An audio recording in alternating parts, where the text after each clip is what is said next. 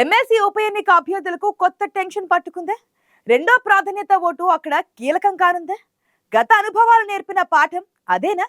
మొదటి ప్రాధాన్యత ఓట్ల లెక్కింపులో ఫలితం తేలకపోతే అంచనాలు తలకిందులయ్యే ఛాన్స్ ఉందా? ఈ ఈక్వేషన్ ఇప్పుడు అభ్యర్థుల గుండెల్లో రైలు పరిగెత్తిస్తుందే. అభ్యర్థుల్లో ఎందుకంత టెన్షన్, ఎందుకంత హైరానా? Let's watch.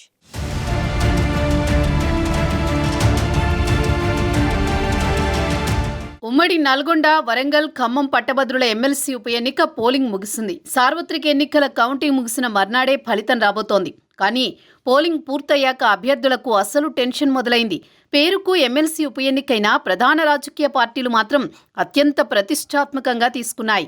పట్టభద్రులను ప్రసన్నం చేసుకునే క్రమంలో అక్కడక్కడ ప్రలోభాలకు కూడా గురిచేశాయి. స్ట్రాంగ్ రూముల్లో భద్రపరిచిన బ్యాలెట్ బాక్సులు జూన్ 5న తెరుచుకోనున్నాయి.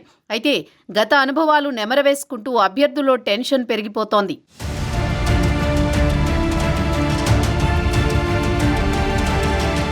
3 ఉమ్మడి జిల్లాలకు సంబంధించి గత ఎమ్మెల్సీ ఎన్నికల ఫలితాలు చూస్తే పోయిన ఎన్నికల్లో అంతకు ముందు కూడా మొదటి ప్రాధాన్యత ఓట్లలో ఫలితం తేలలేదు. అయితే అన్ని ఎన్నికల మాదిరిగా పట్టభద్రుల ఎమ్మెల్సీ ఎన్నికల్లో అత్యధిక ఓట్లు వచ్చిన వారిని విజేతగా ప్రకటించరు. పోలైన ఓట్లలో సగం కంటే ఎక్కువ ఓట్లు వస్తేనే విన్నర్గా నిర్ణయిస్తారు. మొదటి ప్రాధాన్యత ఓట్లలో ఫలితం రాకుంటే అతి తక్కువ ఓట్లు వచ్చిన వారిలో కింది నుంచి ఒక్కొక్కరిని ఎలిమినేట్ చేసుకుంటూ వస్తారు. వారికి రెండో ప్రాధాన్యత ఓట్లను బదలాయిస్తూ వస్తుంటారు. రెండో ప్రాధాన్యత ఓట్లలోనూ స్పష్టమైన మెజారిటీ రానట్లయితే 3, 4 ప్రాధాన్యత ఓట్ల లెక్కింపు కూడా అనివార్యం కానుంది. సరిగ్గా ఈ ప్రక్రియే అభ్యర్థుల టెన్షన్కు కారణమంటున్నారు.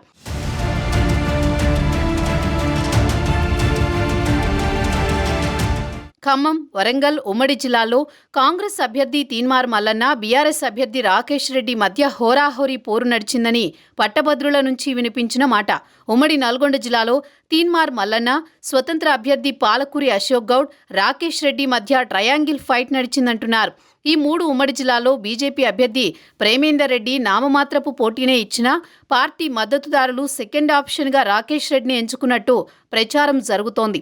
ఓవరాల్గా 12 కొత్త జిల్లాలకు సంబంధించి పోలైన ఓట్లను బట్టి చూస్తే వార్ వన్ సైడ్గా ఉంటుందనే అంచనాలు మాత్రం సన్నగిల్లాయంటున్నారు రాజకీయ విశ్లేషకులు.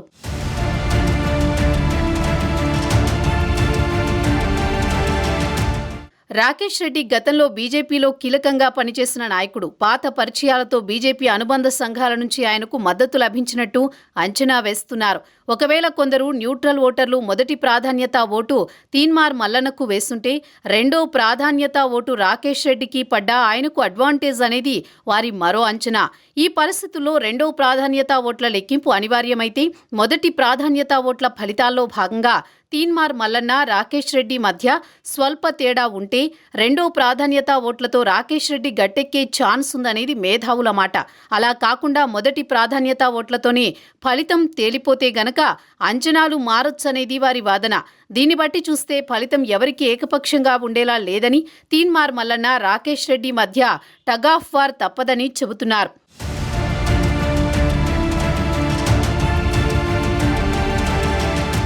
పట్టభద్రుల ఎమ్మెల్సీ ఫైట్ ప్రధానంగా తీన్మార్ మల్లన్న, రాకేష్ రెడ్డి మధ్య జరిగిందన్న అంచనాలున్నాయి.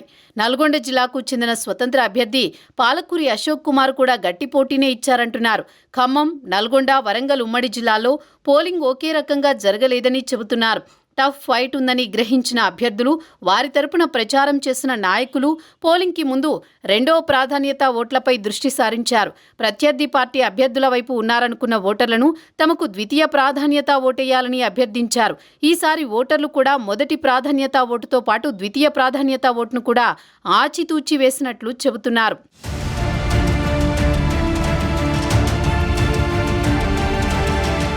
మొత్తానికి ఎన్నిక పోటాపోటీగా సాగినా తమ అభ్యర్థి మల్లన్నదే గెలుపని కాంగ్రెస్ నేతలు ధీమా వ్యక్తం చేస్తున్నారు. పట్టభద్రుల్లో స్పష్టమైన మార్పు కనిపించిందని, సిట్టింగ్ సీటు మళ్లీ తమకే దక్కుతుందని బీఆర్ఎస్ వర్గాలు చెబుతున్నాయి. మరోవైపు ఈ ఎన్నికల్లో తమకే పట్టభద్రులు పట్టం కడతారని బీజేపీ నేతలు ధీమాతో ఉన్నారు. మొత్తానికి గెలుపుపై ఎవరికి వారే ధీమా వ్యక్తం చేస్తున్నా పట్టభద్రుల సెకండ్ ఆప్షన్ మాత్రం అభ్యర్థులను కలవరపెడుతున్న అంశంగా మారిందట. ప్రస్తుతం ఓటరు నాడి తలపండిన మేధావుల అంచనాలకు కూడా దొరకకుండా పోయిందట. మరి పట్టభద్రులు ఎవరికి పట్టం కడతారన్న సస్పెన్స్కి తెరపడాలంటే జూన్ 5 వరకు వెయిట్ చేయాల్సిందే.